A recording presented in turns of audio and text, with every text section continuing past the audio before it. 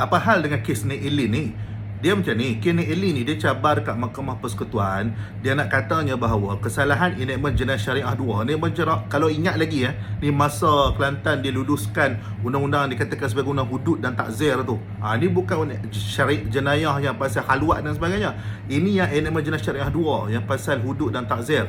Dan Nik Elin nak katakan bahawa kesalahan jenayah itu ada juga sebenarnya disebutkan dalam kanun kesiasaan.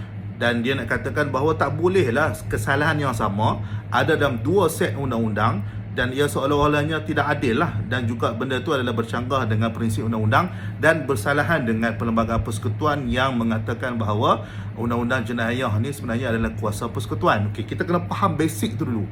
Kemudian yang keduanya, dia macam ni, dia kes tu difailkan tahun lepas lagi. Notis usul tu pada bulan 5 2022. Jadi saya tak setuju kalau kita nak ambil angle politik, nak katanya bahawa siapa Perdana Menteri masa ketika itu, siapa Menteri Agama ketika itu. Sebabnya siapa Perdana Menteri dan Menteri Agama pun dia tidak terikat dengan apa sahaja yang ingin diputuskan oleh Mahkamah Persekutuan nanti. Dia bukannya dia boleh call hakim, ni hakim jangan buat keputusan yang bla bla bla, tak boleh. Jadi kalau kita nak main politik, maksudnya tahun lepas masa bulan 5 2022, Perdana Menterinya bukan Anwar Ibrahim, Menteri Agamanya bukan Dr. Naim. Jadi adakah kita nak katanya bahawa Perdana Menteri dan Menteri Agama pada bulan 5 2022 itu adalah bersalah kerana apabila Nik Elin mencabar undang-undang jenayah syariah ni? Tak boleh. Jadi saya sarankan hentikan isu politik pasal benda ni. Kita pergi kepada next stepnya, macam mana nak selesaikan benda ni. Tapi tak apalah, Mahkamah Persekutuan dia akan buat keputusan. Apa saja keputusannya nanti, dia berbalik kepada adakah kita ataupun ahli parlimen boleh membuat apa-apa tindakan tentang hal ini. Jawapannya boleh, iaitu sekiranya perlu, pindaan perlembagaan boleh dibuat untuk mengharmonikan tentang perkara ini.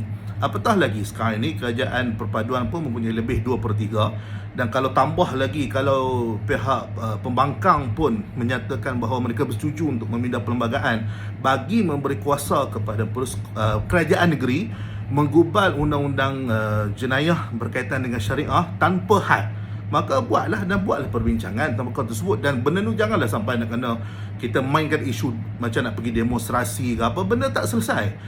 Dan itulah sebabnya bila nak buat sesuatu undang-undang, dia kena ada strategi. Sebab itu dulu masa isu 355 dulu, sebenarnya dah ada pun roadmap bagaimana kita nak meminda Akta 355 itu.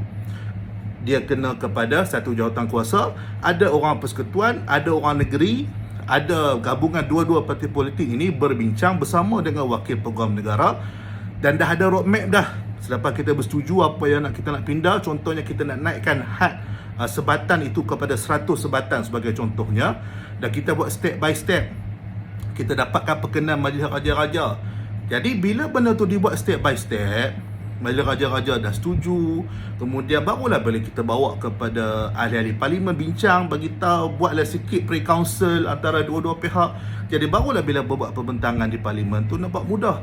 Tapi ketika itu apa yang berlaku ialah tiba-tiba ada members private bill oleh Marang. Bila dah bentang, tiba-tiba tarik balik. Lepas tu benda tu senyap. Lepas tu pergi buat demonstrasi. Apa cerita? Jadi sebab itu benda yang macam ni dia tak boleh buat dengan sebab kita nak menang politik. Jadi inilah akibat dia.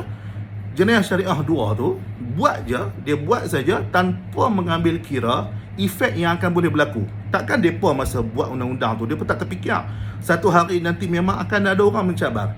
Jadi sebab itu kita kena santuni semua stakeholder yang berkaitan dengan undang-undang syariah dan juga undang-undang Islam ni, termasuk Majlis Raja-Raja, dan kena buatlah bentuk jawatan kuasa yang berfikir secara spesifik tentang perkara tersebut. Dan benda tu perlulah ada strategi dan roadmapnya, dan kena ikut. Dia tak boleh ada satu niat aku nak menang, aku nak skor gol. Itu jadi boleh jadi macam ni. Sebab itulah dengan cara demonstrasi ke hantar memorandum ke apa tak selesai. Sepatutnya kedua-dua pihak kena berbincang. Tak kiralah wakil daripada Kerajaan Perpaduan maupun wakil daripada Perikatan Nasional duduk berbincang tentang khusus isu ni. Dia tak boleh kata main benda tu dekat luar, sebab benda ni complicated. Dan bincang macam mana nak selesaikan, apatah lagi kalau melibatkan pindaan perlembagaan. Jadi atas faktor itulah saya sarankan roadmap dan juga jawatan kuasa teknikal berkaitan dengan isu undang-undang jenayah syariah ini perlu dibuat semula, dan janganlah kita bermain politik dalam perkara ini. Wallahualam.